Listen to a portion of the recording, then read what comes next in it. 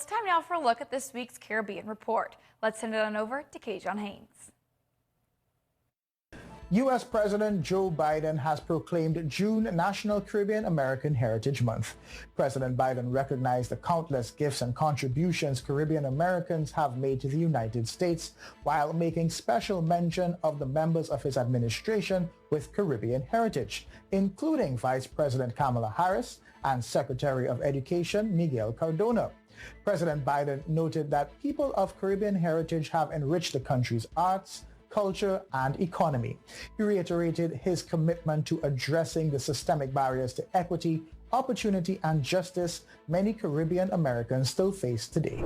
The government of Guyana is taking steps to correct historical inaccuracies concerning the death of historian, activist, and intellectual Walter Rodney back in 1980.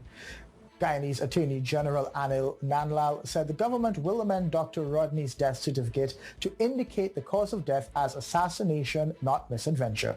Records will also be amended to note that Dr. Rodney was a professor at the time of his death instead of unemployed. The Walter Rodney Chair at the University of Guyana will be reinstated, and Dr. Rodney's gravesite and memorial will be declared a national monument. Rodney's children's books will also be placed on the national school syllabus, and his other works made available to students at the University of Guyana.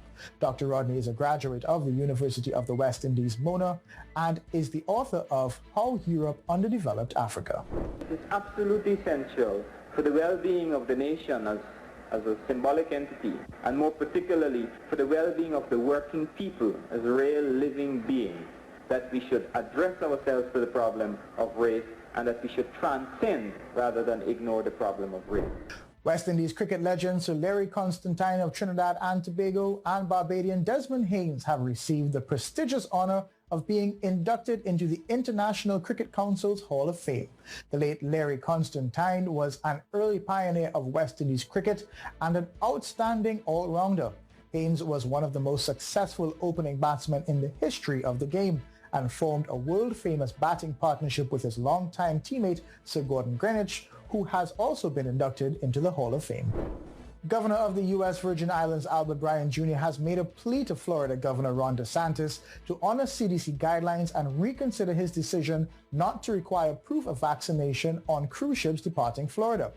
Governor Bryan told CNN's Dib Scuto the July 1st law could impact not just the USVI, but also the well-being of millions of Caribbean residents. We have to shut down our entire economy if we have a surge. When you talk about 50,000 people on any one of our islands, just like our Caribbean neighbors, 2 cruise ships, 6,000 passengers getting off, that's an invasion of an increase of population by 10%. To have travelers that we're not assured of that have been vaccinated or at least PCR tested is traumatic. And when you talk about places like these small islands, they have one hospital, probably 20 to 30 COVID beds available for our people. And we want to make sure that we're never in a situation where we have to turn people away from our hospitals for medical care. The iconic Round Hill Hotel and Villas in Jamaica is seeing a robust return to business as more travelers become vaccinated and express confidence in traveling to foreign shores.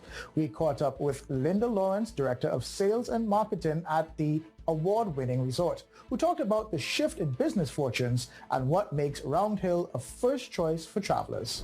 Since the rollout of the vaccines and persons started to get vaccinated, there's a lot more confidence in travel, and there's been an increase in demand. We have a beautiful resort. It's on a 110-acre peninsula that's, absolutely gorgeous. But it's really the staff, the people that they come here and they see, the level of service that we provide. We have beautiful accommodation. We have 27 lovely private villas. And we also have our oceanfront hotel rooms that were designed by Ralph Lauren. And that's our update for the week. Remember, things change, and the Caribbean Hotel and Tourism Association has a comprehensive list of Caribbean countries and territories that are opening their borders, planning to do so soon, or are changing their COVID-19 travel protocols. So if you're planning a trip, visit CaribbeanHotelAndTourism.com/COVID-19 for more details. I'm Kijan Haynes, and this has been the Marketplace Excellence Caribbean Report.